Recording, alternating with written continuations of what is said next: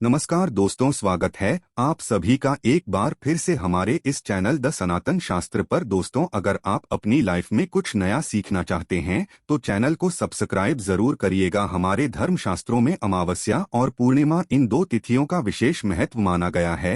हिंदू धर्म में आप अवश्य तिथि खासतौर पर सोमवार, मंगलवार और शनिवार की अमावस्या का काफी महत्व बताया गया है। इस दिन स्नान, दान और तर्पण करना बहुत ही पुण्यदायक और लाभदायक माना गया है। अमावस्या तिथि तो नियमित कार्यों के लिए, उनका आशीर्वाद पाने के लिए महत्वपूर्ण मानी गई है। अगर हिंदू धर्म की माने तो ऐसी मान्यता है कि गाय की सेवा अगर निस्वार्थ भाव से की जाए तो घर में लक्ष्मी का वास होता है। वैसे तो युगों से चला आ रहा है कि गाय को हम कुछ न कुछ खिलाते जरूर है। गाय को सनातन धर्म में लक्ष्मी स्वरूप भी माना गया है। कहा जाता है कि गाय की सेवा करने से घर परिवार सुखी और संपन्न रहता है। जिस घर में गाय की सेवा निस्वार्थ भाव से होती है उस घर में लक्ष्मी जी की कृपा हमेशा बनी रहती है। और जिस घर में गाय की सेवा नहीं होती, अचानक से किसी भी प्रकार की वहां पर विघ्न बाधाएं आती रहती हैं। वैसे तो कुछ लोग शहरों में भी रहते हैं, महानगरों में रहते हैं, तो वहां पर गाय पालना संभव ही नहीं है।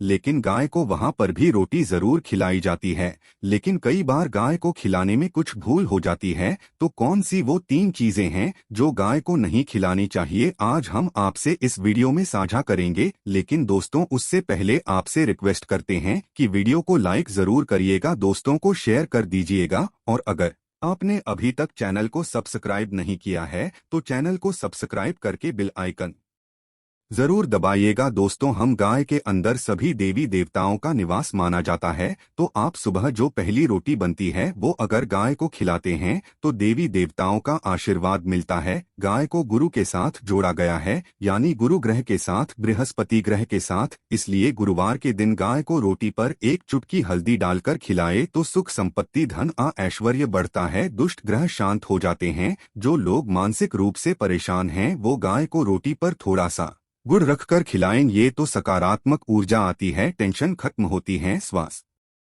अच्छा रहता है। और अगर आपको लगता है कि आपके सभी ग्रह खराब है तो ऐसे में गाय को पहली रोटी रोज खिलाएं, सभी ग्राहक धीरे धीरे शुभ हो जाएंगे। कभी कभी जीवन में लंबे समय से कोई शुभ मंगल कार्य नहीं हो रहे होते, तब ऐसे में आप गाय को रोटी खिलाएं। गाय के मस्तक को छूकर अपनी मन्नत कहे, प्रणाम करें, पैर छुए तो आपकी मन्नत जरूर पूरी होगी। तो ये था गाय को आप क्या खिलाए उसके बारे में। लेकिन गाय को क्या नहीं खिलाना चाहिए, अब हम वो जानते हैं। गाय को रोटी तो हर कोई खिलाता है, अब ये रोटी बासी बिल्कुल भी नहीं होनी चाहिए, यानी कि एक दिन पहले की जो रोटी बनी रहती है और आप दूसरे दिन सुबह सुबह खिला देते हैं वो नहीं खिलानी चाहिए। कई बार आप रोटी बना लेते हैं और उस दिन गाय मिलती नहीं तो रोटी रखी रह जाती है, फिर वो अगले दिन गाय को खिलाने से गाय का अपमान माना जाता है, वो रूटीन बासी कहलाती है। इसलिए गाय को एक दिन पहले की बची हुई रोटी कभी नहीं खिलानी चाहिए। सड़ी गली चीजें, खराब चीजें गाय को मत खिलाइए, इससे घर में परेशानी आती है। अगर आप ऐसा करते हैं तो अपनी आदत को बदली, क्योंकि इससे घर में तकलीफ आती है। गाय को हरा चारा तो हर कोई खिलाता है। हरा चारा आप खिलाते समय एक बात का ध्यान रखें, गाय को सबसे ज्यादा पीपल का पत्ता लोग खिलाते हैं, पर पीपल का पत्ता आप खुद से तोड़कर मत खिलाइए। दूसरी बार आप घर में सब्जी लाते हैं तो सागा जाता है तो उसमें से अच्छी चीजें तोड़कर रख के बचा कुचा आप गाय को ना खिलाएं। आप जो देंगे वह गाय खा लेगी, लेकिन थोड़ी सी कुछ अच्छी चीजें मिलाकर गाय को खिला दीजिएगा तो ज्यादा फायदा होगा। गाय को दूध नहीं पिलाना चाहिए, आप दही चावल खिला सकते हैं, लेकिन दूध ताजा हो या बचा हुआ भूल कर भी गाय को मत खिलाइए। तो 3 चीजें गाय को नहीं खिलानी है। एक तो बची खुची रोटी नहीं खिलानी है, कोई भी अनाज बच जाए उसे दूसरे दिन गाय को नहीं खिलाना है। जैसे चावल बन जाता है, रोटी बन जाती है, और आप अगर चारा खिलाते हैं उन्हें तो सड़ा गला मत खिलाएंगे। और अगर खिलाते हैं कोई चीज तो उसके साथ कुछ अच्छी चीजें मिला लें। और गाय को दूध भी नहीं पिलाना है, ये चीजें बिल्कुल भी नहीं खिलाए, नहीं तो घर में गरीबी आती है, माता लक्ष्मी आपके घर में वास करना छोड़ देती है। 84 लाख योनियों के सफर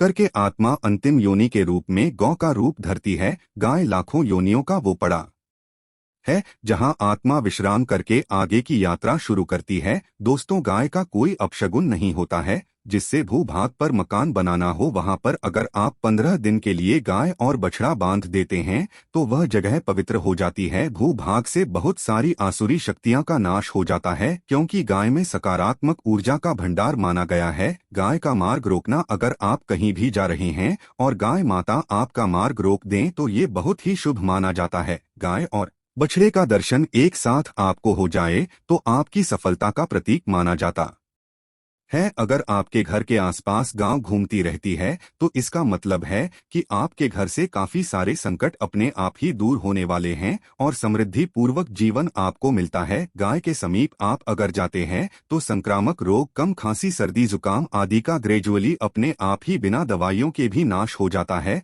अगर आपको गाय अचानक से पूंछ मार देती है तो ये बहुत ही शुभ संकेत माना गया है, और काली चितकबरी गाय का ऐसा करना तो और भी ज्यादा शुभ माना गया है। पंचगव्य जो होते हैं वो कई रोगों में लाभदायक है। मुझे गव्य क्या क्या हुए? गाय के दूध, दही, घी, मूत्र और गोबर, इन सभी को शरीर की रोग निरोधक क्षमता को बढ़ाकर रोगों को दूर करने वाला माना गया है। ऐसा कोई रोग नहीं है जिसका इलाज पंचगव्य से नहीं किया जा सकता। दोस्तों, आज के समय में लोग गौमाता की पूजा करने के बजाय, उनका सही उपयोग करने के बजाय उनको काट कर मार कर खाना ज्यादा पसंद करते हैं। बुरा लगेगा शायद, पर ये सच है। और गाय को रोटी देने से न केवल सुख समृद्धि की प्राप्ति होती है बल्कि बरकत भी होने लगती है।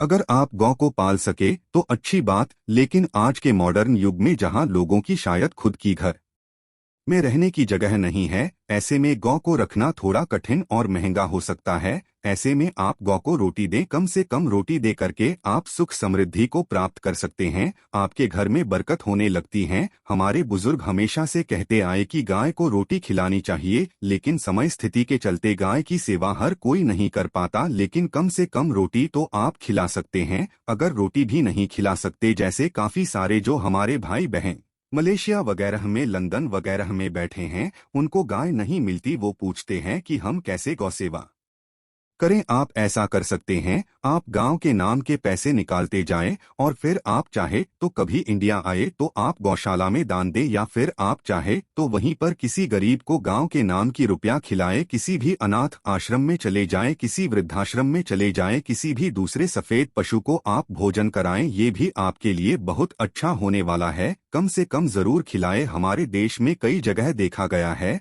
और कई लोगों का प्रश्न आता है कि हम झूठी रोटी गाय को देते हैं, क्या ये सही है या गलत है? हम झूठा खाना, बचा हुआ खाना गाय को खिलाते हैं, यानी जो बन जाता है वो गाय के हवाले कर दिया जाता है। तो आपको बता दे दोस्तों, रामायण काल में गौमाता को एक श्राप मिला था, उसी की वजह से आज उनके साथ ऐसा हो रहा है। उसी श्राप की वजह से गौमाता में देवी देवताओं का वास होने के बाद भी उनको झूठा खाना पड़ता है, यहाँ तक कि पॉलीथीन्स भी खाते हैं। हालांकि ये किसी भी लिहाज से सही नहीं। आपको बता दें, वाल्मीकि रामायण में सीता द्वारा पिंडदान देकर दशरथ की आत्मा को मोक्ष मिलने का संदर्भ आता है। जो लोग जानते होंगे वो जानते हैं कि वनवास के दौरान भगवान राम, लक्ष्मण और सीता पितृपक्ष के दौरान श्राद्ध करने के लिए गया धाम पहुंचे। वहां श्राद्ध कर्म करने के लिए जरूरी सामग्री जुटाने भगवान श्री राम और लक्ष्मण तो चले गए और सामान लेकर नहीं आए। इधर दोपहर हो गई, पिंडदान का समय निकलता जा रहा था। सीता माँ घबराने लगी, तभी दशरथ की आत्मा ने पिंडदान की मांग कर दी। अब गया जी के आगे फल्गु नदी पर अकेली माता सीता जी मुश्किल में पड़ गई। उन्होंने फल्गु नदी के साथ केतकी के फूल और गाय को साक्षी मानकर बालू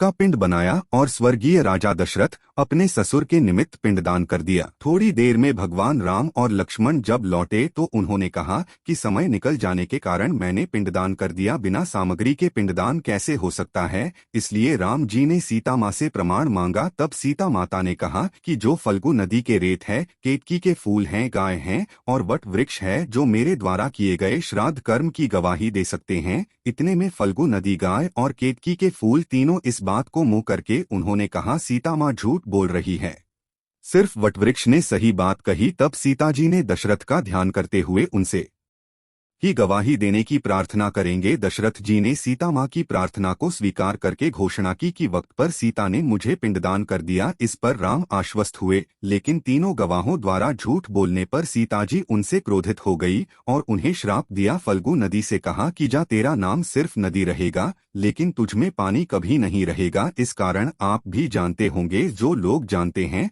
फल्गु नदी आज भी गया में सूखी ही रहती है। गाय को शराप दिया कि तू पूज्य होकर भी लोगों का झूठा खाएगी, और केतकी के फूल को श्राप दिया कि तुझे पूजा में कभी नहीं चढ़ाया जाएगा। बट वृक्ष को सीता माँ ने आशीर्वाद दिया कि उसे लंबी आयु की प्राप्ति होगी और दूसरों को छाया प्रदान करेगा, तथा पतिव्रता स्त्री तेरा स्मरण करके अपने पति की दीर्घायु की कामना करेंगे। यही कारण है कि गाय को आज भी झूठा खाना पड़ता है। केतकी के फूल को पूजा से निषिद्ध बताया गया है। फल्गु नदी के तट पर जल नहीं है। सीता कुंड में पानी के अभाव में सिर्फ बालू या रेत में पिंडदान किया जाता है। दोस्तों, शास्त्रों के मुताबिक गौमाता में सारे देवी देवता निवास करते हैं। 33 कोटि देवी देवता और पितर का निवास होता है। अगर आप भी किसी मंदिर में नहीं जा सकते, पूजा पाठ नहीं करते हैं, कहीं जाकर के ग्रह दोषों का उपाय नहीं कर सकते हैं, तो आपको गाय को एक रोटी जरूर खिलानी चाहिए। हमेशा कहते हैं, पहली रोटी गाय की अगर आप भी खिलाते हैं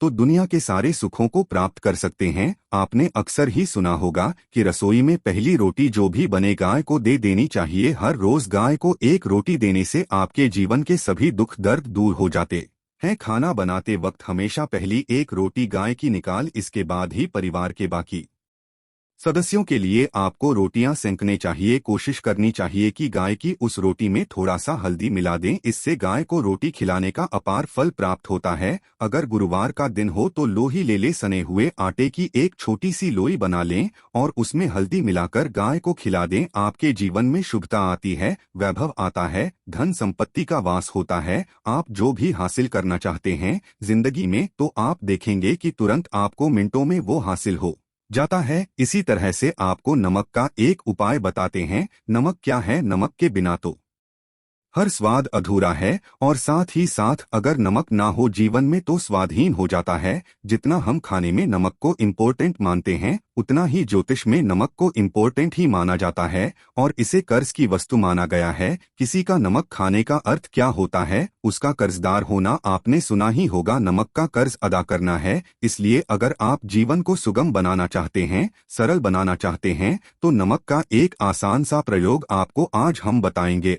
देखिए कि कितने आपको पॉजिटिव परिणाम मिलते हैं, और इतना आसान है कि इसके लिए आपको अतिरिक्त मशक्कत करने की कोई जरूरत नहीं है। सिर्फ आपको अपने घर में बनी सबसे पहली रोटी लेनी है और उस पर थोड़ा सा नमक रख दें। अब आप पूछेंगे कौन सा नमक रखें? तो सबसे बेस्ट है आप ज्यादा नमक, डेली वाला नमक, सस्ता नमक जो भी है वो रखें। काला नमक नहीं रखना है, आपको सफेद नमक ही रखना है। तो नमक रख लें और फिर इस रोटी को किसी कपिला गाय को आपको दे देनी है। कपिला गाय यानी सफेद रंग की गाय को आपको खिला देना है। अगर आपको कपिला यानी सफेद गाय नहीं मिलती है तो आप ये रोटी किसी भी गाय को खिला दें, मगर यदि आपको कोई ऐसी गाय दिख जाए, सबसे पहले सफेद गाय को ही खिलाना प्रेफर करें। आपको बता दें दोस्तों, ये उपाय आपकी हर समस्या को जड़ से दूर कर देता है। चाहे आपके घर में कोई बड़ी कलह हो, कोई पारिवारिक वाद विवाद हो, इस उपाय को करके आपके घर में सुख का वास होने लगता है। जो भी धन की कमी हो, बच्चों की पढ़ाई हो, कैरियर में सफलता हो, सभी मुश्किलें आपके जीवन की दूर होने लगती है।